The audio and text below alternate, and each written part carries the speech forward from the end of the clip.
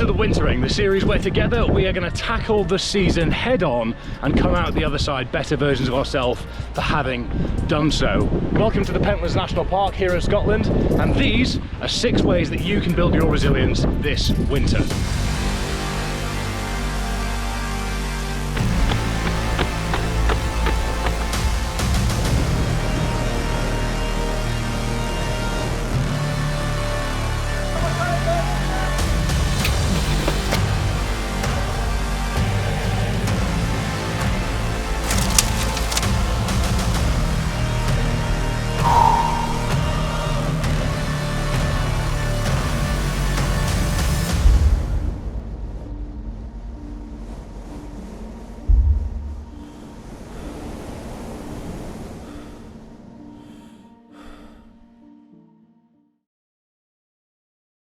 Welcome to the Wintering and welcome to the foot of the Pentland Hills, where we have totted up hundreds of miles over the years. Even on this channel, in fact, you can go back and watch us having spent a long time up there, and we're here again today to crack on with some more. And you're coming along for the ride as we're going to share 6 things that you can do to improve your resilience over the winter. This series, The Wintering, is all about standing up tall and tackling the winter head on. A challenging season, a challenging time of year, but together we can work through some things to improve our resilience, really work against it and come out the other side happy that we have done so, healthier, happier, and better for it as individuals and athletes. The first point to consider today is an obvious one, and that is to have a clear plan. And you might be thinking, well, yeah, I obviously do. I train for certain things throughout the year, and over the winter I'm just going to go into a base phase. I'm going to do this, I'm going to do that to prepare me for races in the summer. I'm going to suggest that you don't do that, and in fact you set clear goals over the winter that are specific to the winter. Because if you're training for a triathlon, a marathon, a fast mile, a fast 5k, anything like that, you are used to being able to train in pleasant settings. So when that pleasant setting is taken away, it becomes much harder, much more difficult, much less enjoyable to do that training indoors in a bit of a false environment, as it were. So what I suggest is that you set some specific goals for the winter that are exciting to you, so that you feel like you can achieve things through the winter, build some more generalized fitness, maintain some specificity for your races in the summer, and then roll into the more pleasant time of the year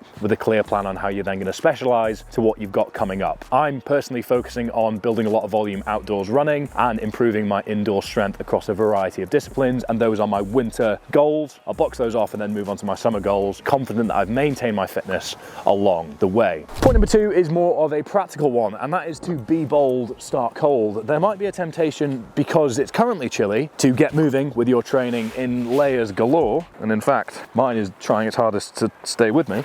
There we go.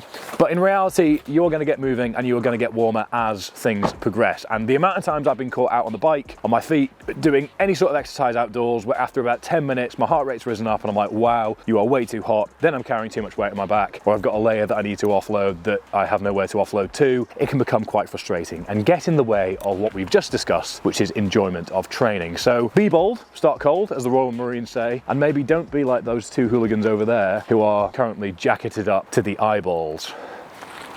You don't need to necessarily do the age-old rugby player behaviour of always being in shorts, but that's who I am as a person. Why don't we head up to the hills?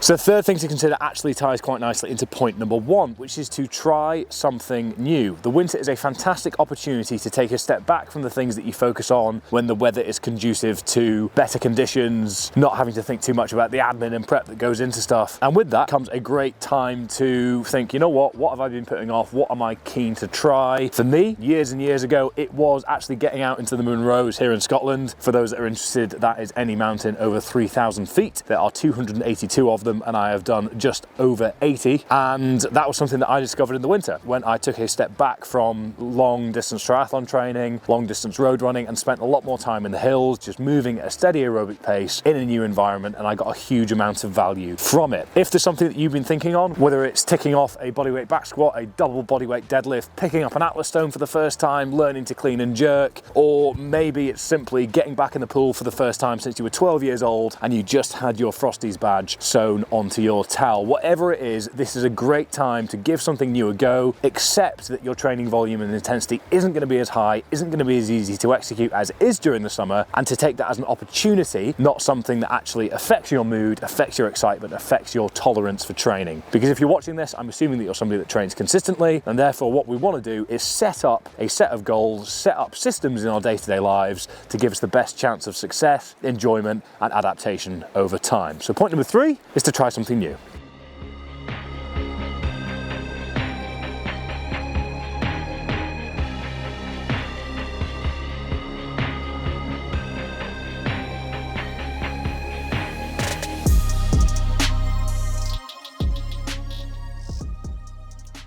So the fourth thing to consider that you should really try and nail this winter are your systems. And by that I mean things like laying your kit out the night before, prepping your nutrition ahead of time. And no, you're not watching your mum's secret YouTube channel where she's put a latex mask over her face and disguised herself as an English sounding person that pretends to be from Scotland but was actually born here. No, instead all I'm doing is telling you to execute the basics ruthlessly, because if you wake up first thing in the morning at 5 and it's dark, it's windy, it's horrible, and you don't know where your 2-in-1 shorts are, you don't know where your trail bag is, you don't know where your nutrition is, it's very, very easy to crawl back in bed and come up with some excuse as to why you shouldn't do that run, why you shouldn't do that training session, when in reality you were in control of the systems that surrounded that, because you have a clear plan vis-a-vis point number 1. So assess your day-to-day lifestyle, assess your work week, assess your family commitments, assess your training, and try and nail the systems around it, even down to things like laundry, things like drying your shoes if you've got one pair that you wear for all runs and they get soaked on a Wednesday night but you need them for the Thursday morning. Think ahead, plan ahead, set up your systems, but be proactive. Don't just try and tackle things as and when they come, because that way the winter will win.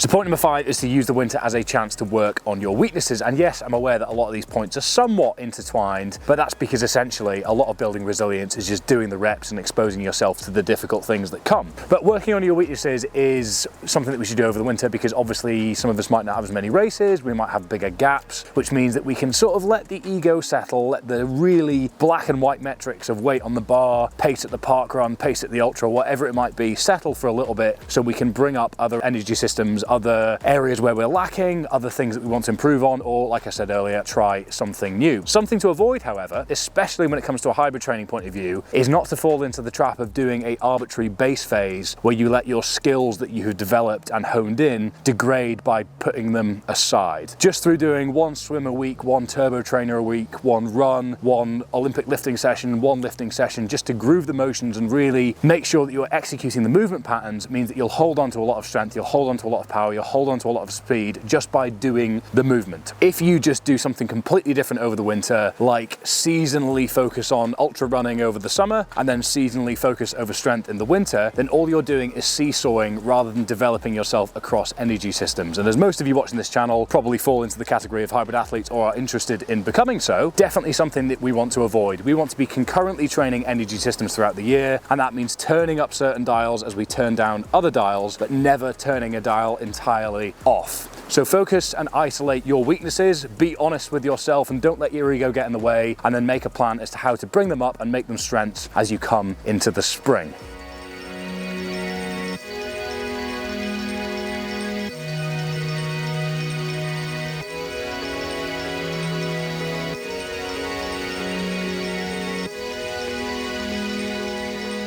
So for our 6th and final point, it's important to consider that you are going to have to and should embrace the darkness and general discomfort, because at the end of the day, in an ideal world, the weather would be better. In an ideal world, the days would be longer. In an ideal world, the temperature would be more pleasant. In an ideal world, you wouldn't have to manage all your kit, you wouldn't have to turn over all your laundry, you wouldn't have to deal with dragging yourself out of bed in the morning, but you do.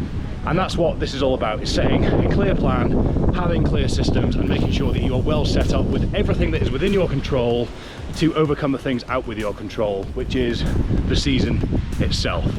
So learn to smile as you wake up and see that the sun's not up yet. Learn to be driving home at 6 p.m. or whatever it might be as it's pitch black and you're wondering where on earth did the day go. And look forward to the fact that you've got a great opportunity to go indoors and do some strength training, see some people you haven't seen for a while, get some good work under your belt, and be proud that you've done the thing that, one, a lot of people will be avoiding, and two, it's easier for you, the individual, to avoid. Just a quick interlude from me here to say that if you sign up to Omni Performance's mailing list via the description down below, you'll get 15 resilience hacks delivered straight to your inbox. You're welcome. See you there. There we have it. 6 things to consider so that you can build some resilience this winter. And the overarching theme is fairly simple, and that is exposure to difficult things. And as I've covered, having a clear plan, having some really well set up, specific, individualized structures so that you can have the best fighting chance of giving yourself that exposure will give you the best opportunity to overcome, tackle, and win against the winter. It's a difficult time of year. Make sure to look out for those around you as well. Have open and honest conversations about what people are doing, what they're up to. I know I've suffered in the past when it's been really dark, windy, horrible, and felt a bit purposeless, so make sure you're checking in with those around you and with yourself, most importantly. Just a reminder that if you sign up to the mailing list down below, you will get 15 resilience hacks straight to your inbox. All training plans, training programs, one-to-one coaching information is down there as well. And make sure to hit subscribe, make sure that you've hit like, and make sure to comment down below with your thoughts, feelings, or anything to add. The wintering series will continue. We are working towards a 250-kilometer run in one go, where my training journey is going to be documented right here on the channel. So if you want to see what that looks like, spoiler, a lot of volume and a lot of bad times, but probably a lot of food as well, then make sure to stick around. Thank you very much for watching, and I will see you next time.